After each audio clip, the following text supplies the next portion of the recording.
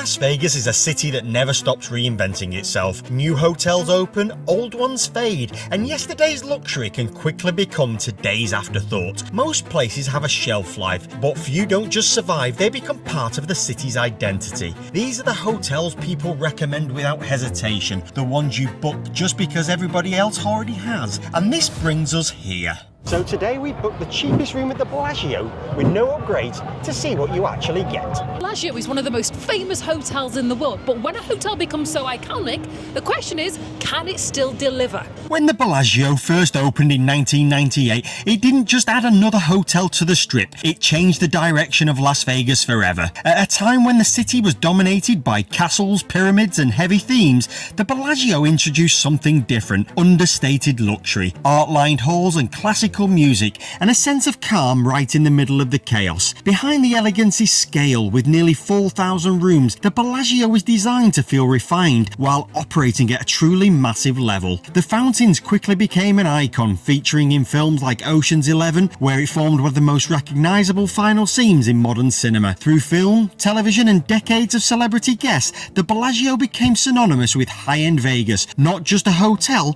but a benchmark others were measured against. This place is so busy that our Uber driver actually had to drop us off across the road at Paris and told us to walk across, because the line of cars to get in here must be about a 30-minute wait just to get in.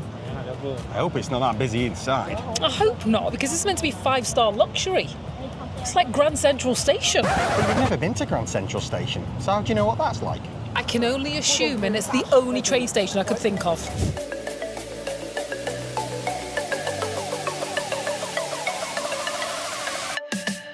Walking into the Bellagio for the first time is impressive, and the very first thing that catches your eye is the ceiling. Thousands of hand-blown glass flowers stretching above the lobby, instantly reminding you that the hotel was designed to make an impact. But once you take all that in, the reality really sets. There's a constant flow of people, of noise, of movement. It feels less like arriving somewhere and more like passing through it. Check-in is efficient, but it's impersonal. You don't feel unwelcome, you just don't feel particularly special either. I thought I'd be smart and check in before we get here, or got here, because it's always so busy, isn't it, at check-ins? So it says, I just have to scan the QR code. There. Oh my gosh, I'm sweating. Reservation found. Insert a key card, slide key. You can activate up to 7 cards. So I'm going to do one for you as well, Andrew. Okay, so we go through the casino, and to see the high limits room, we take a right.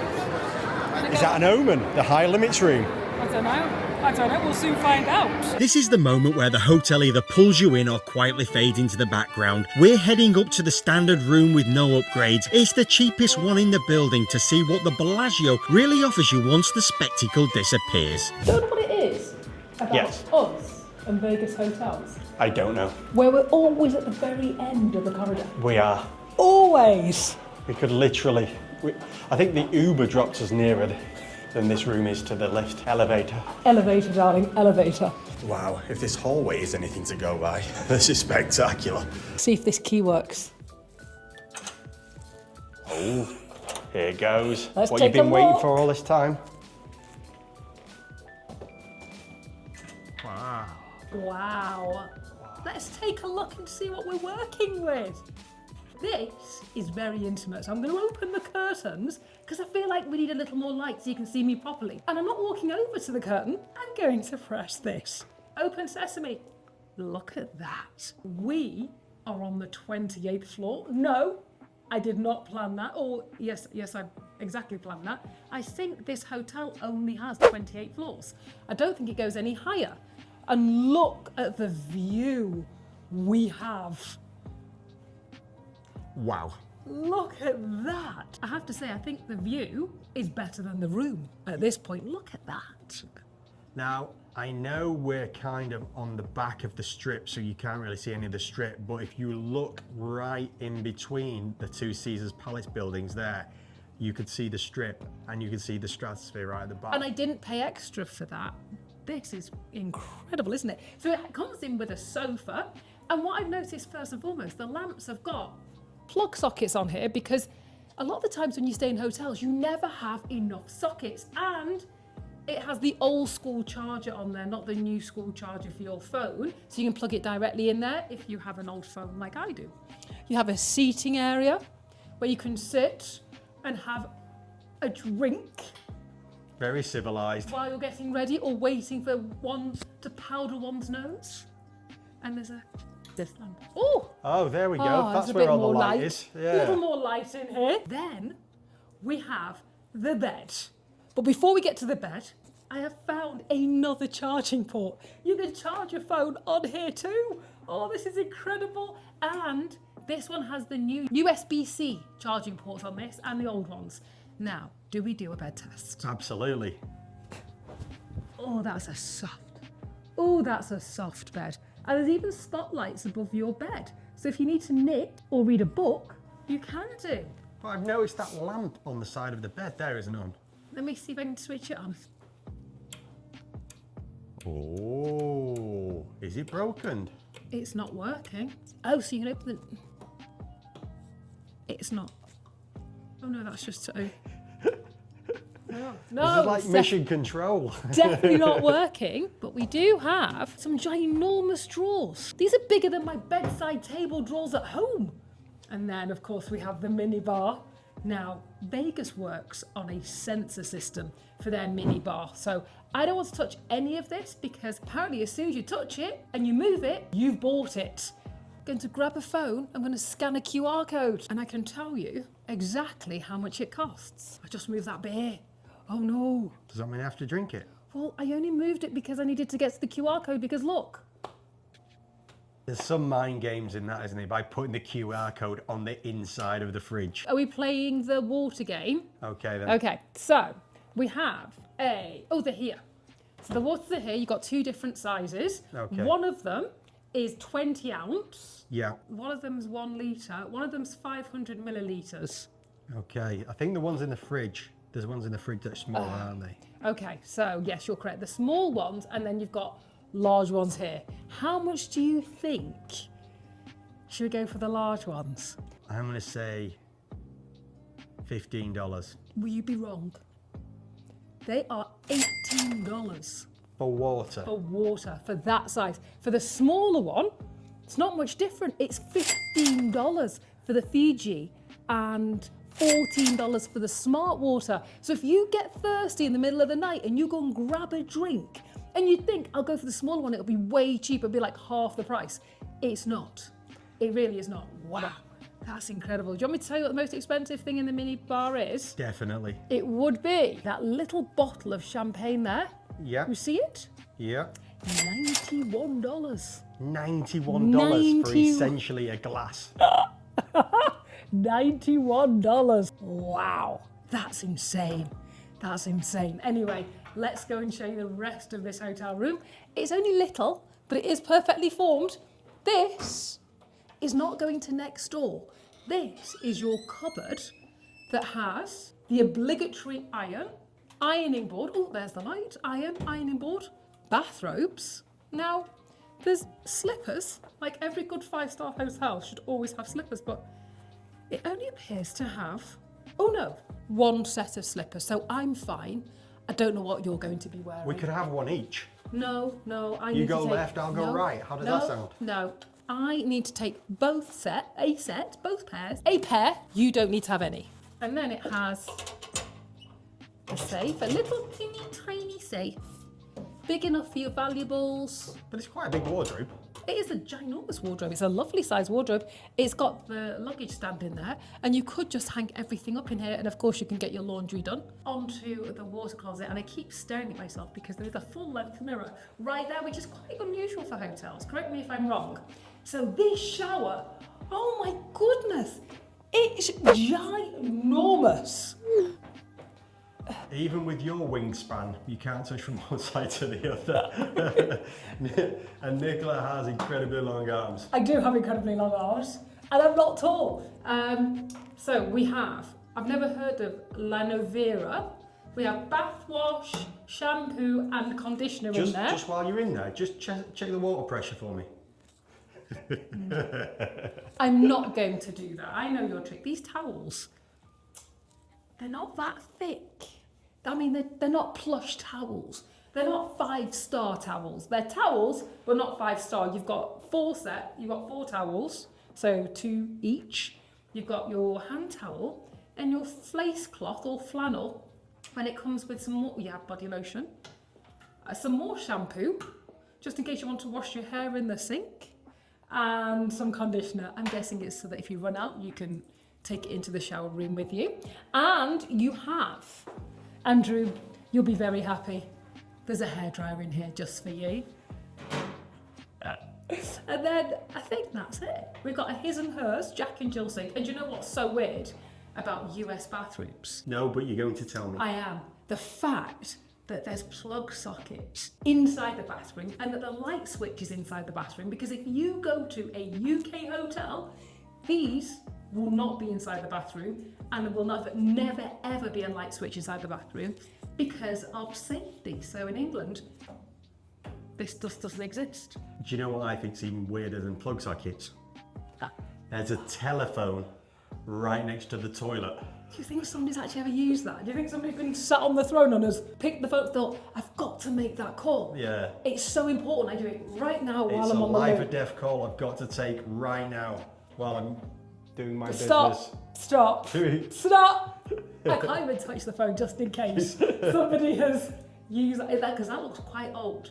Unless, of course, you're having an emergency. Now, some people, Elvis, he died on the loo. So maybe more people, we're laughing and joking, but maybe more people actually need assistance when they're on the toilet. So what are you doing? I'm looking at the room service. Okay. Because everything is a QR code. So I thought I'd just give it a quick scan. So do you know they charge you to bring food to your room, which I think most room service do, but they have 2 different levels here. They have a takeout service, which is going to cost you $10. So it's convenient takeout service packaged in eco-friendly containers for easy on-the-go dining. And then they have But do you have to collect that yourself though? I don't know, it says in-room dining. I'm assuming they bring it to you. Okay. It doesn't say. I'm assuming they bring it to you.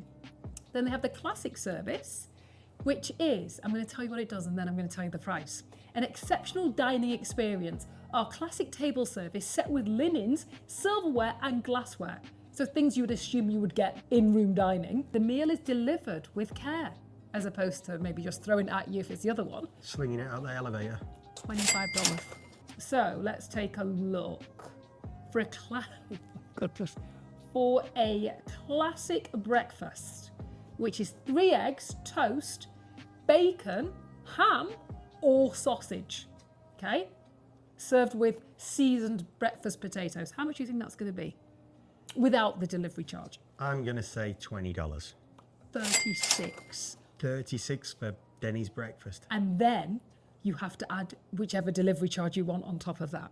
But I've just found the most expensive dessert that I've ever seen. And I want you to guess how much you think this is.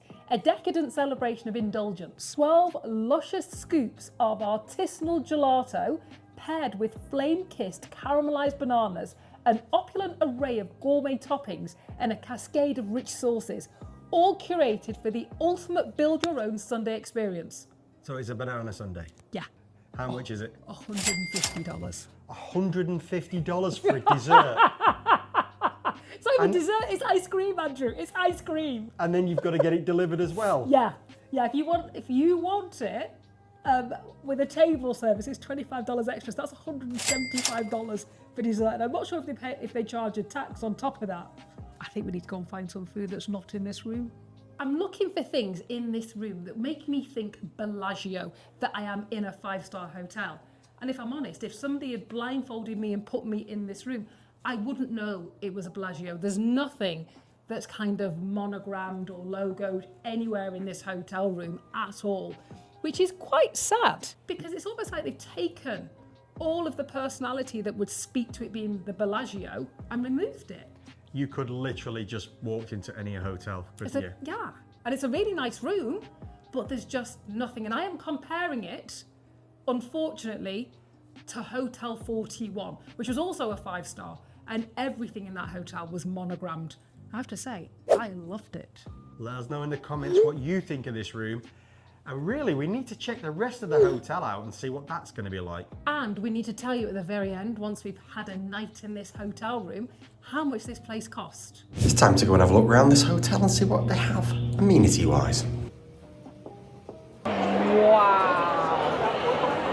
Isn't that spectacular? It really is. Do you know that this massive, colourful exhibition or art piece is actually glass flowered sculpture that was named by the artist and features 2,000 hand-blown glass blossoms. I did not know that, but I'm glad you've just told me that, because I was wondering what they were made out of.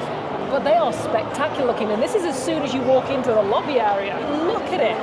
Wow. Quick tip for when you're checking in, this is the way forward. This is a mobile check-in iPad, so you can check yourself in. And it saves so much time compared to being in this line. Now, what happened yesterday was I got an email saying it's now time for check-in. They ask you a few questions like, are you checking in early? Do you need late checkout? All that sort of thing. Do you need no housekeeping service? And then it allows you to go through, you put a card in for incidentals, and then it texts you and tells you that you can now check in. So we checked in at 3 o'clock standard time, because if you want to check in any earlier, you guessed it, it's Vegas, there is a cost involved. Oh, and by the way, if you don't like people, the Bellagio is not the hotel for you. They've made it so Christmassy! This is one of the Bellagio's most recognisable spaces, and it's been a signature of the hotel since it first opened. The conservatory is completely redesigned several times a year by a dedicated team of designers, horticulturists and engineers, with well over 100 staff working behind the scenes to transform it. It attracts millions of visitors every year. It's theatrical, constantly changing and completely free. And this is where the spectacle of the Bellagio still feels genuinely generous. Look at the big bells! This is the conservatory, and look, it's not what I imagine a conservatory to look like, but I guess you've got the glass open air, and this changes depending on the season. And look how beautiful this is. How long did it take them to do this? What's the turnaround time on this? I wonder if people can guess what season we're in now. Oh, they're not real. It's Christmas though, they're not real. But that feels real. They're not. I'm really confused. I think part of it's real, part of it's not. This is not real. This is wonderful, but it's so busy. I have a cheap place that we can go and get a better view of this. Follow me. So I'm not going to the gym or the salon, although you have to click on spa for where I'm taking you. Look, look, is this not a far better vantage point than down there? Look at this.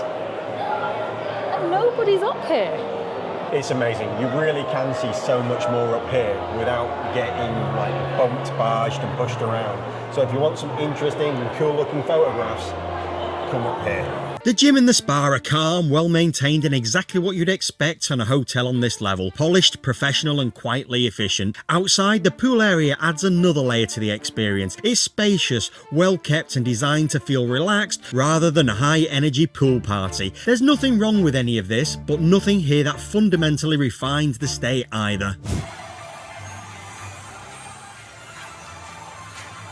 So, I've been trying to make the most of my $55 resort fee. So yes, I did come to the gym, and you can actually come and shop for some workout wear while you're here. This place was the start of the designer shops in hotels. In 1998, the Bellagio was one of the first hotels, or the first hotel, to bring luxury shops to the Strip, and they started with Chanel and Gucci. And now it's overrun with any brand that you can class as premium, including the jewellers that I need to get Nicola away from really quickly. Come away from the jewellers. Step away. Look at that. Step away from the jewellers. Look at these. Look at the size. They're like rocks. Look at those. Wow.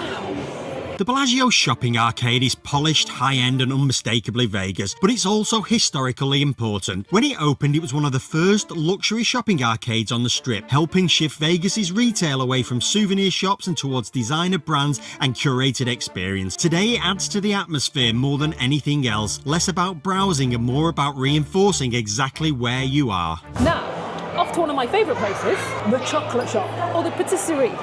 That right there was the largest chocolate fountain in the world. It won a Guinness World Record for it, but you know what happened? Switzerland, the holders of chocolate, came in and took the crown. But apparently this place is also famous for their patisseries and desserts. And for the line of people. Exactly. Because we've been past this place a few times, and every time we come past, there is a line of people waiting to go in there. Is that because it's good, or because that chocolate fountain's bringing people in? Yes. The Bellagio has an enormous range of dining options, from quick cafes to casual spots right through to celebrity restaurants and fine dining. It's also home to one of the most famous buffets on the Strip, long known as a go-to for visitors who want variety, scale and that classic Vegas buffet experience. But as with much of the hotel, you're often paying as much for the name and the location as you are for what's on the plate. Now I'm hungry. Maybe we need to look at the dining here. I thought you'd never ask. So what food are we going to have? Oh, look at that steak. That looks magnificent, doesn't it? It does. Did you know that this hotel is one of the only ones in the US with 2 AAA 5-diamond and Forbes 5-star restaurants, the Picasso and Le Cirque? Is that like a Michelin star? It's almost like I read that off Google. I think you might have done, and I don't know what any of those words mean. Yes, but apparently it means they've got good restaurants here. So you treat me to a steak, is that what you're saying? It's too early for a steak. It's never too early for steak. Oh, there's a wedding chapel here. Did you know they do 600 weddings a year here? Wow, that's impressive, isn't it? It is. That's more than one a day. That's an awful lot of wedding cake. This is the entrance to the Aria Express, which is a trolley which takes you between here and Park MGM. And I think people don't understand how big these places are, that it's not easy to walk in between them. So this takes you 2 or 3 stops down so you can get to the other hotels in the MGM group. There's plenty of restaurants in this hotel.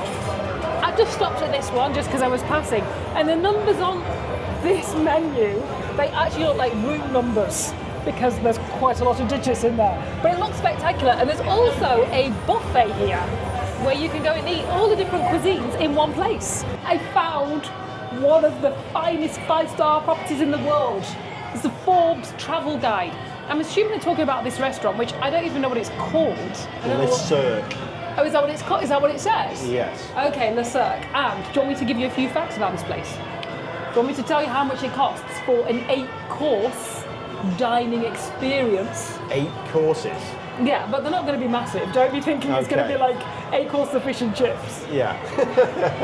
Now that would be momentous. Look, it's going to be, little tiny plates. Okay. Okay, so how much do you think it would cost for 8 courses? 8 courses Yes. in a AAA Forbes Travel Guide 5-star property. 5-star, yeah. $200 each.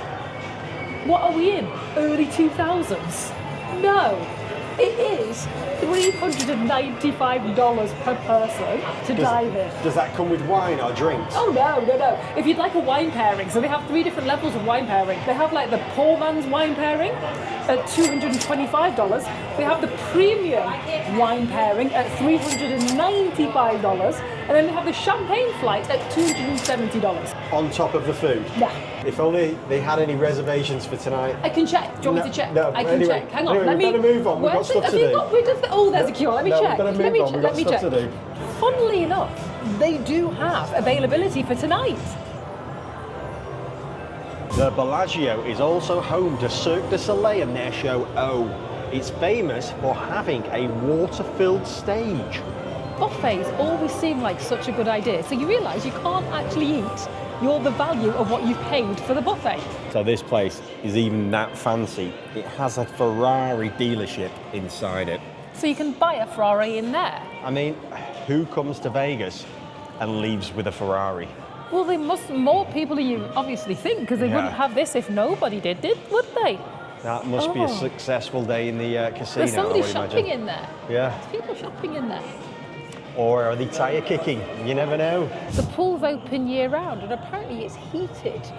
That pool is actually empty at the minute, and there's people sat round the pool. There's people in the pool. Look, there's quite a few people in the pool. I did not expect to see people in the pool. I mean, it's not cold, but it's not what I would class as sunbathing weather. I think it's about 63, 64 today. Huh, wow. Didn't think I'd see people in the pool. Spectacular area though, isn't it? It's very luxurious looking, isn't it? The one thing that concerns me though, there's 3,933 rooms apparently in this place. Yeah. There doesn't look enough space for that amount of people. There must be a statistic that they work by, that they know that X amount of people, like 1% of the people actually use the pool. Do you think? Because there's like quite a lot of seating. You're right, there's not 3,900 times 2 worth of some beds. seating, but it's not a bad space. I imagine what this is like in the middle of June or July or the peak holiday season. Hot. Yeah. Hot, hot, hot. These are the fountains that turn the hotel into a global landmark. Set to music and choreographed with extraordinary precision, they perform dozens of times a day, completely free and right on the edge of the Strip. What many people don't realise at the top end is that Las Vegas being Las Vegas, you can actually buy control of the show.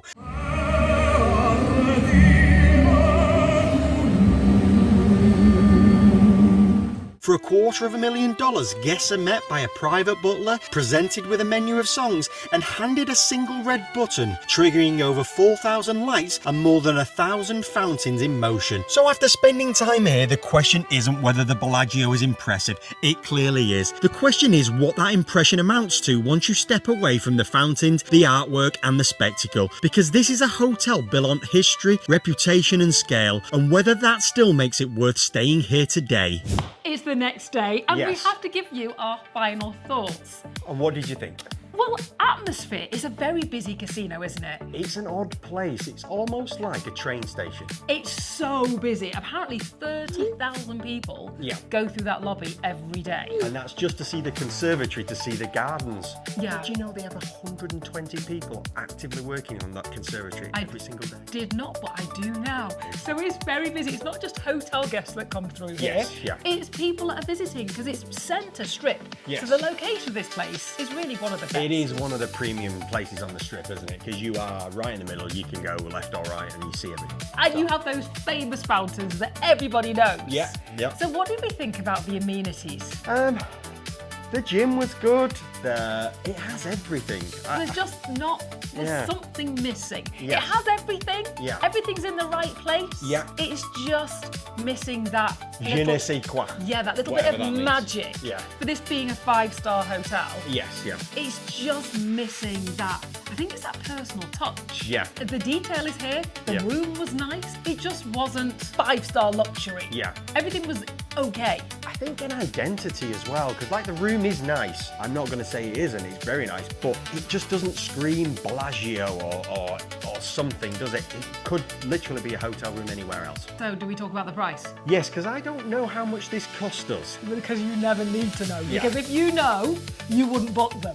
Right. So this cost us, including that dreaded resort fee, which they add tax to, may I add, Wow. it cost us $378.92 What? Wow. for one night. Okay. We have to bear in mind, Yes. it is over the holidays. Yes. It was Christmas yesterday. Yes. But it's not a weekend. Now, at the weekends, it can double. Wow. Yeah, for the same room. So I suppose the argument is, was it worth what we paid for it? Yeah. And would you pay more for it? I have to always gauge it by the other 5-star hotels we've stayed at. Yeah. Was it worth it for the location? Yes. Yeah. For where it was? Yeah. Was it relatively in the realms of 5-star? Where was it price-wise? It wasn't actually that bad. No. Bearing in mind how much we've paid in the past for a 5-star hotel. Yeah.